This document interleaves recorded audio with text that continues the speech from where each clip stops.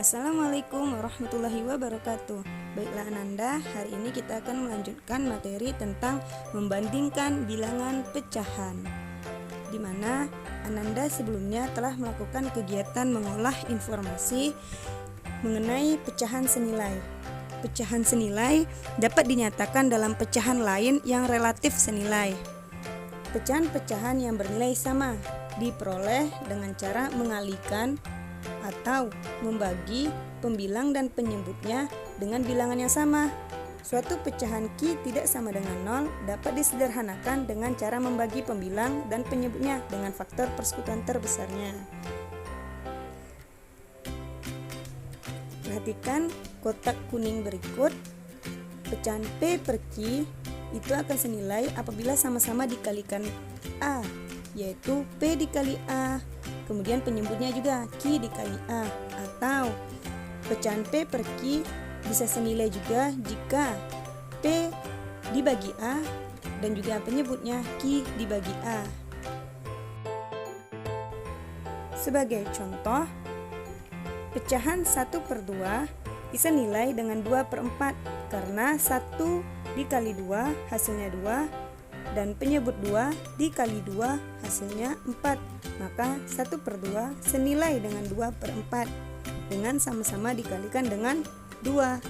Contoh yang kedua, 1/2 itu mempunyai pecahan yang senilai dengan 3/6 karena penyebut 1 dikalikan 3 hasilnya 3 dan pembilang 2 dikalikan dengan 3 hasilnya 6. Sama-sama dikalikan 3 pembilang dan penyebutnya menghasilkan 1/2 senilai dengan 3/6. Hal ini mengakibatkan bahwa 1/2 senilai dengan 2/4 dan senilai juga dengan 3/6. Baiklah Ananda, untuk materi selanjutnya mengenai membandingkan dua bilangan pecahan. Pada e-modul, Ananda telah melakukan kegiatan mengolah informasi bahwa cara untuk membandingkan dua bilangan yaitu dengan menyamakan penyebut kedua bilangan pecahan tersebut atau dengan mencari KPK dari masing-masing penyebutnya, yaitu 1/3 dibandingkan dengan pecahan 2/5.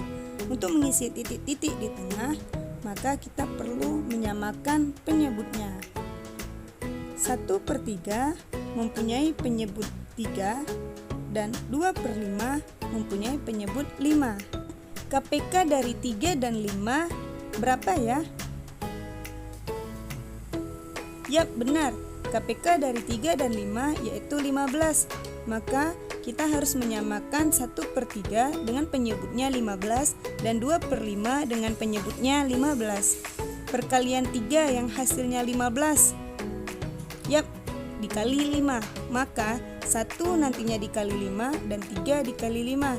Begitu juga dengan 2/5 perkalian 5 yang hasilnya 15. Yap, sama-sama dikali 3. Maka 2 dikali 3 dan juga pembilangnya 5 juga dikali 3. Diperolehlah pecahan senilainya menjadi kan 5/15. Kemudian 2/5, agar 5 menjadi 15 maka dikalikan 3. 2 dikali 3 6 dan 5 dikali 3 15. Ketika penyebutnya sudah sama, yaitu sama-sama 15, maka dengan mudah kita dapat membandingkan antara 5/15 dan 6/15, yaitu 5/15 lebih kecil dari 6/15. Akibatnya 1/3 kecil dari 2/5. Terakhir, mengenai urutan bilangan pecahan. Urutkan bilangan pecahan dari yang terkecil ataupun yang terbesar. Contoh yang pertama ini, diketahui pecahan 1/3, kemudian 0,8, 1/5, dan 20%. Perintahnya urutkan dari bilangan terkecil. Cara menjawabnya, semua pecahan kita ubah menjadi bilangan pecahan biasa. 1/3 tetap menjadi 1/3. 0,8 kita rubah menjadi pecahan biasa, yaitu 8/10 karena 1 di belakang koma. Kemudian 1/5 jadikan pecahan biasa, yaitu 5 dikali 1, 5, ditambah 1, 6, maka menjadi 6/5. Dan 20% itu sama dengan 20/100. Karena angkanya masih besar, maka perlu kita sederhanakan. 1/3 itu tidak perlu kita sederhanakan karena sudah sederhana. Kemudian 8/10 itu kita sama-sama bagi 2. 8 dibagi 2 dan juga pembilangnya harus dibagi 2 juga, menjadi 4/5.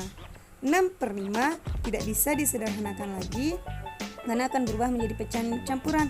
Kemudian 20/100 kita sama-sama bagi dengan 20, mendapatkan pecahan biasa menjadi 1/5. Nah, 1/3, 4/5, 6/5, 1/5 memiliki KPK 15. Maka kita rubahlah penyebutnya menjadi per 15.